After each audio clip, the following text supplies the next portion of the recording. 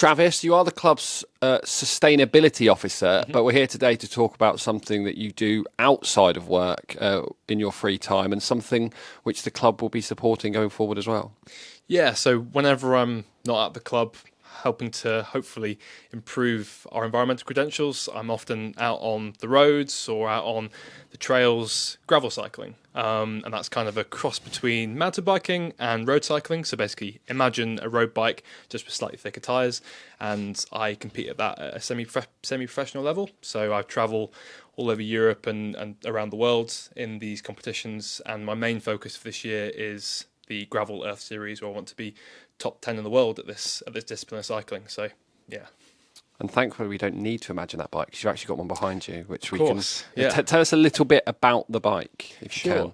Yeah, so this is my, I'll move so the camera can see it properly. This is my Moto Legato. So, yeah, to the untrained eye, it'll probably just look like an everyday road bike. And essentially it is. It's a little bit more relaxed geometry, so it's not quite as sort of the harsh angles. So when you're riding over rugged terrain, it's not quite so hard on the body. Slightly wider forks as well, the bit at the front of the bike, so you can fit those wider tyres on, and when there's kind of mud and gravel and bits and pieces flinging through, the wheels still turn round. And also a little bit more of a relaxed gear set as well, so you can when you're travelling at slower speeds going up really steep hills, you can still spin on it as well. But basically it's pretty much a road bike just with thicker tyres, really. So the Gravel Earth Series, tell us a little bit about what that involves, where you'll be, what you'll be doing. Sure, yeah. So it's a fairly new series. So gravel cycling as a discipline hasn't really existed that long, especially in Europe. It's predominantly something that's come out of the USA. But the Gravel Earth Series completed its first round last year, and it's essentially a series of events off-road which take place in ecologically vulnerable areas and highlighting the specific problems that those areas face. So, for example, we did an event in Iceland last year, and that's obviously highlighting the severe loss of glaciers they have there, and also in Kenya, where there's issues around the environment being damaged there in the savannah. So basically, environmentally interesting or vulnerable locations, and you chuck a gravel race in there to kind of highlight these problems and bring a bit of media attention to the issues that they're facing.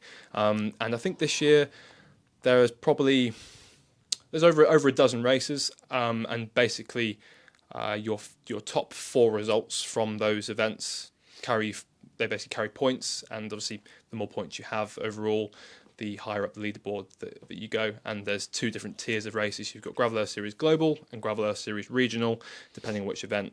Depends on how many points are allocated to each position. And you'll be doing this sporting some lovely new Exeter City gear. Your new cycling clothing it will reflect, look very similar to an Exeter City kit, won't it? Very, very excited. Yeah, I haven't got the kit just yet, but very, very shortly I will for my first race next weekend. And yeah, it's gonna be sporting the Exeter City stripes, as you would call it. My kit sponsor GSG is making it as we speak, and I can't wait to be flying the Exeter flag all over the world this year. And the club are very obviously generously sponsored that kit for you. And by the powers of editing, I'm sure it will appear on the screen, an image of it, just like that.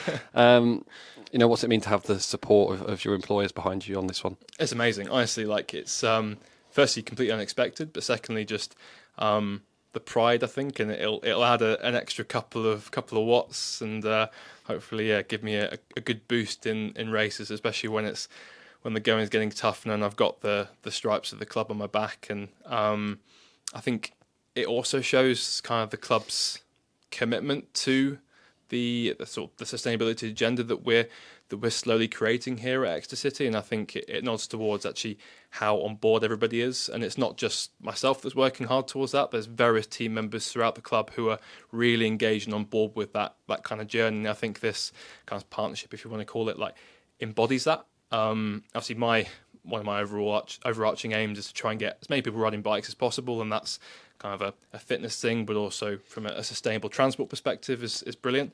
But I think that more widely there are many things that we're doing at Exeter which are really, really positive actions towards the environment, and kind of you might not have seen many things at the moment, at least on the outside, but be assured rest assured, behind the scenes, we're doing a lot and laying the groundwork to really improve our environmental credentials in the next few months, years.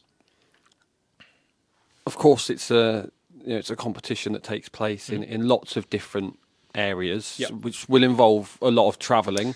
And I know, as someone, as we all should be, very conscious of your carbon emissions, carbon footprint. How will you be managing that? Of course, yeah, it's very much the elephant in the room with these events. Like I said, going to environmentally vulnerable areas, but actually you're flying in hundreds of athletes. And one of the things that really attracts me to the gravel discipline is how a lot of the events firstly use obviously the marketing aspect of it to raise awareness to these problems, but also a lot of the profits from the events go back into the conservation of the areas, and I suppose that's one token gesture. But in terms of the transport, I fly a lot. I flew a lot last year, and I've halved my number of flights this year. I think almost using myself as a bit of a guinea pig to hopefully show that at least continentally within Europe you can travel slower. Obviously, it takes a couple of days, it may be more expensive, but actually it is possible to not fly to these events. And I'm trying to be a pioneer in that aspect, because most athletes wouldn't even consider not taking a flight, especially when you're trying to be at the top of your game. A lot of people perceive that flying is the best way of getting to a destination, and I'm trying to prove that it's not by taking alternative forms of transport. But obviously, when you go into the States, for example, like you can't take a ferry from England to the USA at the moment anyway. So once I go over to the States, I'm doing 2 main blocks out there. The first time I'm going out for 8 weeks, and once I'm over to North America, I won't be stepping on another plane the whole time I'm there. I'm going to be using buses and trains to get between the states for those different races. So yeah, it's the elephant in the room. I'm trying to keep it to a minimum, and I'm very conscious of it, and we'll obviously do the offsetting and bits and pieces, which I appreciate.